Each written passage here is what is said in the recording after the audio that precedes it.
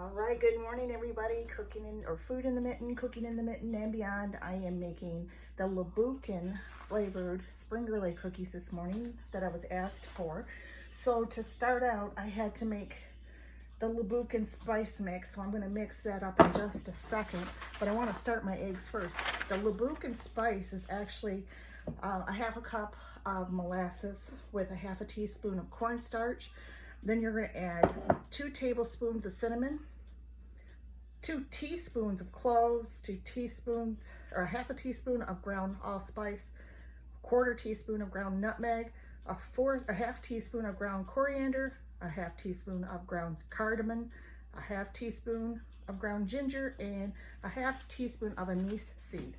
So before I start adding the dry ingredients to the molasses, I need to get about 5 eggs beating with the whisk beater. They have to beat for about 4 minutes. It says like 4.5 eggs. I don't know how to do a half egg, so I'm just gonna do 5. So 3. These are gonna be whisked in, and your ingredients you need are cake flour. I get the Swan's cake flour, and powdered sugar. Then you have, of course, your eggs and then your spice. All right, so we're gonna do that here. Get this going. Okay. And I'm gonna see if I can adjust this just a little bit. My camera may fall. Who knows? I can't loosen it up. So my next step is I've got this little food processor. I'm going to add my spices into it. Right here, put the lid on, and I need to plug it in too. So this is all a process. Okay. All right, here we go. Pulse it. Let me see if I can push this back farther. So it's all nicely blended. I think that's a little bit better. Okay, so we're going to pulse it a little bit while I'm going. I got a coffee cup here. I'm going to move some stuff. Now, these cookies use these wooden molds, or you can get some other kinds. I don't know if you can see the designs in it. So once you roll out your dough, you're going to press these in. You've got to powder these up with the flour. Press them in, and I have other cookie cutters to do like a border on them. So if you want to do a fancy border or not, because other than that, you know, when you cut them out, you don't want to cut them out by yourself. These have reindeer on them. I have some for spring. I have some for fall or spring. Valentine's Day, I have angels, cupids. So each, for the powdered sugar and the cake flour, is going to take 4 cups. So I went to Costco, of course, because I was doing this as a business, and I bought a huge box, so I have tons of cake flour. So flour and sugar, powdered sugar can get kind of messy. So while that's all mixing, we're going to add this stuff together. I'm going to get a spatula or a spoon, just to loosen it up a little bit, make it easier. Now, they usually want you to take a whisk and mix the Lebkuchen spice in with your powdered sugar before you add it to the eggs. I'm not going to do that. I'm going to add them into the mixture second. Okay. And I don't like stuff on my counters while I cook, so I'm always breaking things down. Alright, so we're about 2 minutes in. We have about 2 more minutes on the mixture. I'm going to start preparing. You're going to do 2 different paddles. This is for the eggs and the powdered sugar and the Lebkuchen spice. And then when we add the cake mix, or the cake flour, we're going to use this paddle.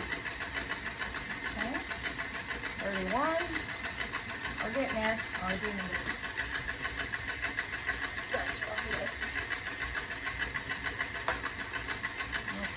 I'm going to start adding my sugar in slowly.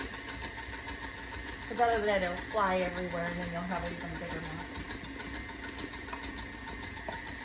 So it's just depending on your spice. If you don't want to do Lebkuchen spice, you can go and get like lemon abstract, or you can get strawberries. I've done strawberries. Whatever flavoring you want to do, you can go and get that at the store instead of using the Lebkuchen spice and use those. Okay, so we're going to kind of scrape that off a little bit. Okay. Make the powdered sugar fall a little more. Oh, I got it everywhere. Alright, so I'm going to stop this. I'm going to add my spice in. So this is kind of like a gingerbread smelling spice. So, because I believe because of the molasses, the ginger, and all that coriander in that. Alright, come on. I'll make sure I get it all in there. Okay. There we go. I'm going to put this over here. We're going to mix this up now. And next thing I'm going to do now is get my cake flour ready. I need 4 cups of cake flour. These are going to make about 60 cookies. So this video is not going to really be finished. We're just doing the first starting part of the mixture. It's nice when you have it nicely sealed so you know nothing's wrong with it. I'm going to put the corner and measure out about 4 cups. I've gone through so much cake flour one year, it was unbelievable. Okay, so it looks like there's 8 cups to a box. Okay? Alright, so I'm going to scrape the sides here and change the paddle. Okay, so it's very, very liquidy at this time. Okay, you can see it just dripping off. Okay. We are now going to put this paddle on. Let's lock it down, start it, and we're going to slowly add our flour in. I like to do with little cups, a little bit at a time, because I think it incorporates it better.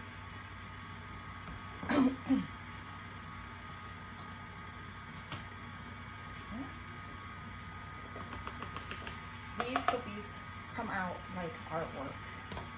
They are very hard though. Okay, so you want to make sure after you cook them and people start to eat them, they have something to dip them in and warm them too, because they are meant to be hard.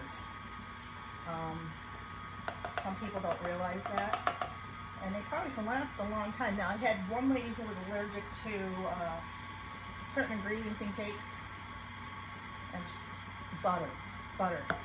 And because these don't take butter, she was able to order cookies from me and enjoy cookies.